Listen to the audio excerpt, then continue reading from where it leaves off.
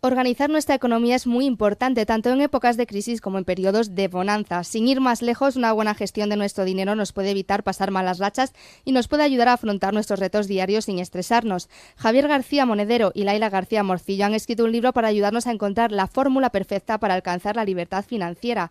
Para hablar sobre este libro vamos a saludar a uno de sus escritores, Javier García. Buenos días, Javier.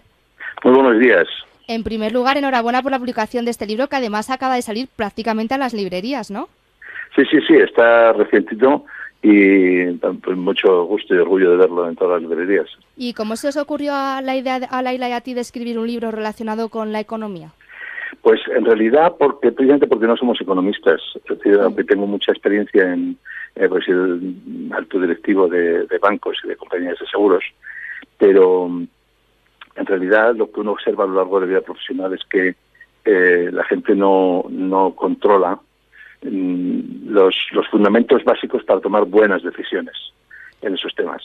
La gente solo mira la economía en el corto plazo y la vida es una secuencia muy larga de eventos en los cuales uno va a generar durante la vida muchísimo dinero, pero luego en la última parte no va a tener manera de generarlo o ganas de generarlo, y luego va a tener una serie de riesgos durante la vida. Entonces, mirar la vida como un todo y saber organizarlo de una manera adecuada para sacarle el máximo partido es algo que los bancos deberían enseñarnos a hacer, pero no lo hacen, que las compañías de seguros deberían enseñarnos a hacer, pero muchas veces no lo hacen, y que el individuo se ha acostumbrado a no hacerlo y se ha dejado llevar pues por las modas de cómo organizarse. Eso es una pena porque tiene un impacto terrible sobre la calidad de vida de las personas. Podríamos decir entonces que hay un desconocimiento total en la población de algunos términos económicos que nos afectan directa e indirectamente, ¿no? Claro, es un desconocimiento total, pero no ya un desconocimiento, digamos, científico o matemático. Es decir, de la misma manera que uno no necesita ser ingeniero para comprarse un coche, pero sí necesita saber cuáles son las características y cuántos asientos quiere uno, si quiere aire acondicionado, si quiere velocidad, potencia. Es decir, uno conoce las variables necesarias para poder tomar una decisión informada sobre un coche, con alguna ayuda del vendedor, pero fundamentalmente pues sabe comparar, sabe elegir. Lo mismo si uno va a comprar, yo qué sé, pues comida o ropa. Sin embargo, en un tema tan importante como el dinero, pues nadie sabe cómo tomar las decisiones y todo el mundo va como empujado por, por la moda interesada de que lo único que puede hacer uno sensato en la vida es comprarse una casa, nada más casarse o nada más empezar la vida profesional, cosa que normalmente es un grave error. Y Javier, ¿de qué forma con tu libro podemos alcanzar la libertad financiera de la que hablas? Pues porque la gente, gracias o por culpa de que nadie les enseña el uso del dinero en los plazos muy largos, pues desconocen que el dinero en los plazos muy largos se comporta de una manera extraordinariamente sorprendente.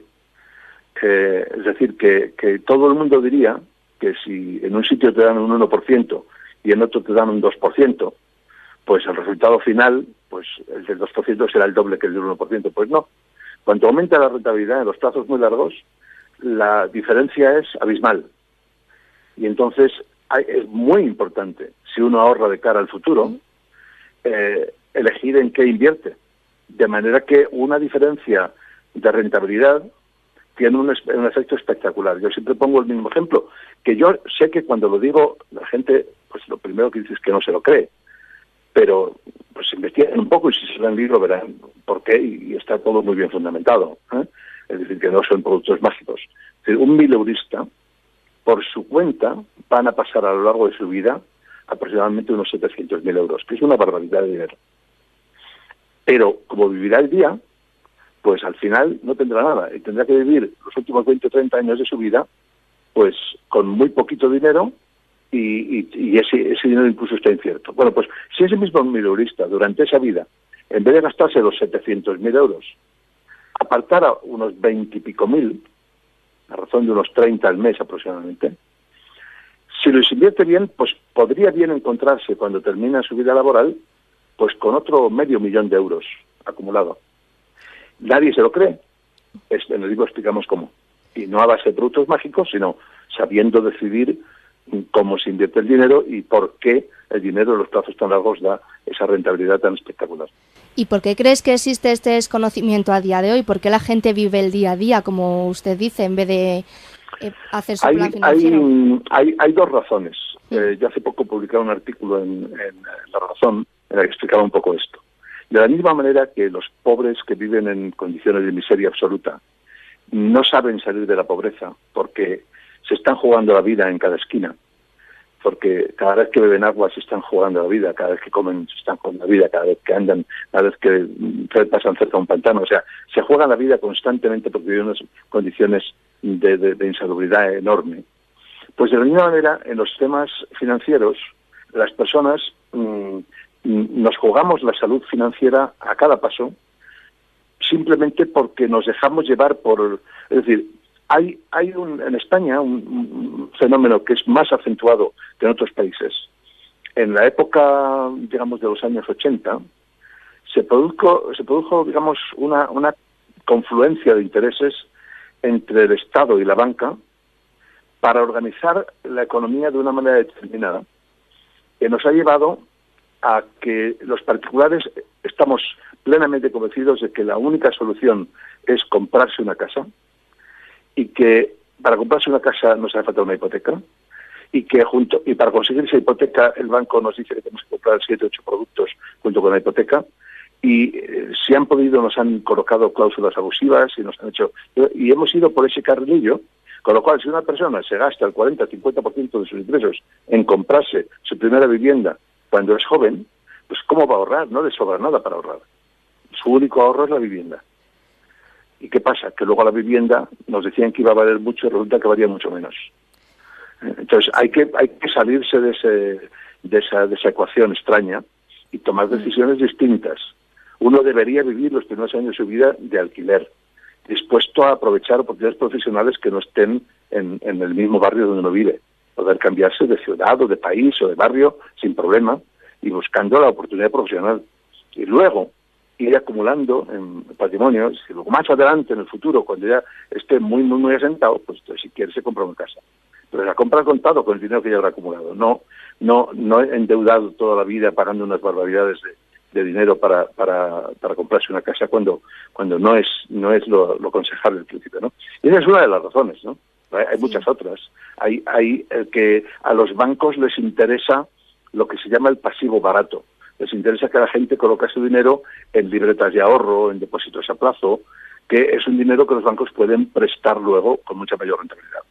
Nada malo en ello, no hay nada ilegal ni nada criticable. Simplemente nosotros, como ciudadanos, debemos ser quienes no coloquemos nuestro dinero en esos productos y los invirtamos de una manera más inteligente, ¿no?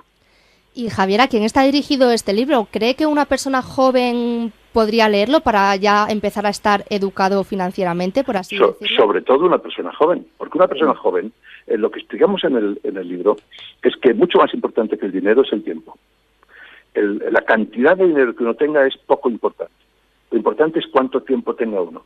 Por esa teoría del interés compuesto, que hace que con poco dinero, cuando el tiempo por delante es mucho, la acumulación es enorme. Entonces, cuanto antes empiece uno, mejor. Si uno empieza muy jovencito, con muy poco esfuerzo, se puede construir un patrimonio muy grande de futuro. Y eso es importante que se tenga en cuenta. Y, por tanto, que se lo lea a la gente muy joven. El libro está hecho en tono totalmente divulgativo, incluso con sus anécdotas y con sus ejemplitos, para que se pueda entender, que lo pueda entender absolutamente cualquiera, de cuál nivel educativo que tenga, cualquiera lo puede entender. Y está pensado para despertar las conciencias, para darse cuenta que es un drama, que vivamos en un país con gente que en la economía desarrollada, y sin embargo la gente vaya abocada a una vida que en su tercera parte última va a ser una vida de pobreza. Y es absolutamente absurdo, porque hay solución, que la solución es a tiempo tomar control de la propia vida, tomar control del propio dinero, tomar decisiones inteligentes y no dejarse llevar por las modas, sino pagarse uno a sí mismo en primer lugar. Y eso está al alcance de cualquiera, Pues ojalá nuestros oyentes, una vez que lean este libro, sean capaces de tomar estas buenas decisiones. Javier García, le tenemos que despedir. Muchísimas gracias por habernos atendido y mucha suerte con la promoción de su libro. Muy bien, muchísimas gracias también por esta entrevista interesante.